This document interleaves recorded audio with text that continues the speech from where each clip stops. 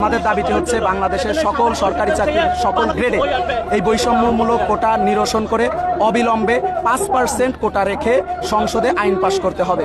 এটাই হচ্ছে আমাদের দেশে যে ছেলেটা কোটা নিয়ে উচ্চশিক্ষা গ্রহণ করে ওই ছেলেটাই আবার কোটা নিয়ে চাকরির ক্ষেত্রে যায়, যা হচ্ছে মেধাবীদের সাথে এক চরম বৈষম্য। আমরা এই বৈষম্য কখনো মানব না।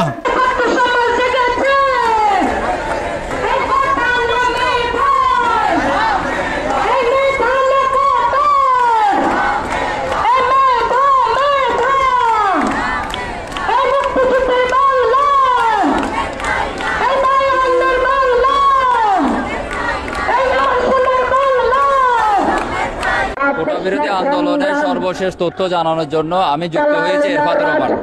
ইতিমধ্যে আমরা অবস্থান করছি বর্তমান দেওয়ানহাট মোড়ে।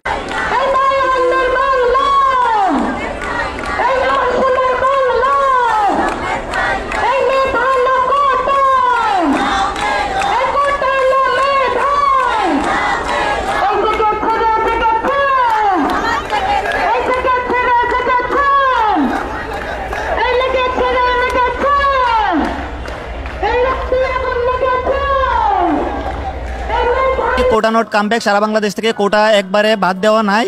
আমরা চাই কোটা একবারে 5% করা হোক এবং মুক্তিযুদ্ধ যারা আমাদের মুক্তিযুদ্ধ কোটা যাদেরকে সরকার 30% বহাল রেখেছে তাদের মুক্তিযুদ্ধ কোটা সহ বাংলাদেশের যারা অনগ্রসর জাতি আছে এবং উপজাতি সহ নারী কোটা সহ সমস্ত কোটা 5% মানে আনা হোক এবং বাংলাদেশের সমস্ত প্রথম শ্রেণী দ্বিতীয় শ্রেণী যত শ্রেণী চাকরি নিয়োগ সহ সকল গ্রেডের চাকরি কোটা বৈষম্য একবারে দূর করা হোক এবং নিম্নতম পর্যায়ে আনা হোক। কারণ বীর মুক্তিযোদ্ধারা 1971 সালে তারা আমাদের দেশকে স্বাধীন করেছে পূর্ব পাকিস্তান থেকে পশ্চিম পাকিস্তানের সমস্ত বৈষম্য দূর করা।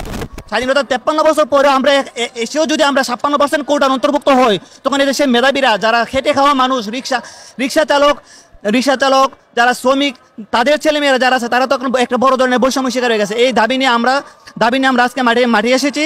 কোটা 5% করা হোক এবং সমস্ত বৈষম্য বাংলাদেশ থেকে দূর করা হোক। এটা আমাদের একমাত্র দাবি।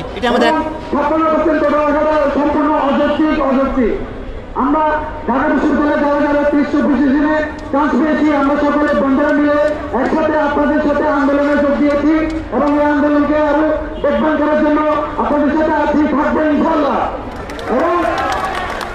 এবং আমরা সারা বাংলাকে একটু খবর দিতে চাই, কোটা নাকি মেধা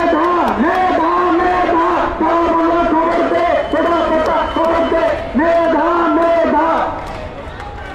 তাবির অ্যাকশন।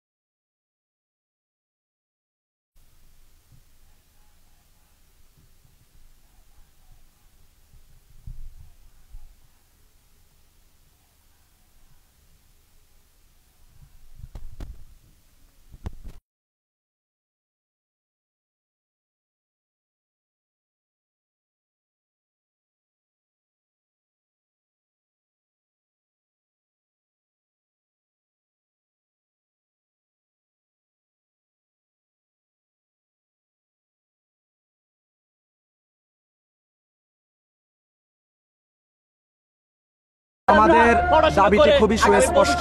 2018 সালে পরিপক্ক কোটা বিরোধী যে আন্দোলন তার পরিপ্রেক্ষিতে আমাদের আন্দোলনটি শুরু হলেও বর্তমানে আমাদের দাবিটি এখন এক দফা এবং এক দাবিতে পরিণত হয়েছে। আমাদের দাবিটি হচ্ছে বাংলাদেশের সকল সরকারি চাকরির সকল গ্রেডে এই বৈষম্যমূলক কোটা নিরসন করে অবিলম্বে 5% কোটা রেখে সংসদে আইন পাশ করতে হবে। এটাই হচ্ছে আমাদের একমাত্র দাবি। এবং যেখানে বাংলাদেশের চাকরি যেখানে সীমিত সেখানে কোটা, সেখানে বৈষম্য। সুতরাং এই দেশ কখনো কোটাধারীদের এবং অযোগ্য অদক্ষদের হাতে চলতে পারে না। মাননীয় প্রধানমন্ত্রীর যে স্বপ্ন স্মার্ট বাংলাদেশ, স্মার্ট নাগরিক, সেই স্মার্ট বাংলাদেশ গড়তে হলে অবশ্যই মেধাবীদের যথাযথ মূল্যায়ন করতে হবে। তাই অযৌক্তিক এবং এই বৈষম্যমূলক যে কোটার বিরুদ্ধে আমরা ছাত্র সমাজ অবস্থান করছি এবং ভবিষ্যতেও করব যতদিন না পর্যন্ত আমাদের দাবি আদায় হয়।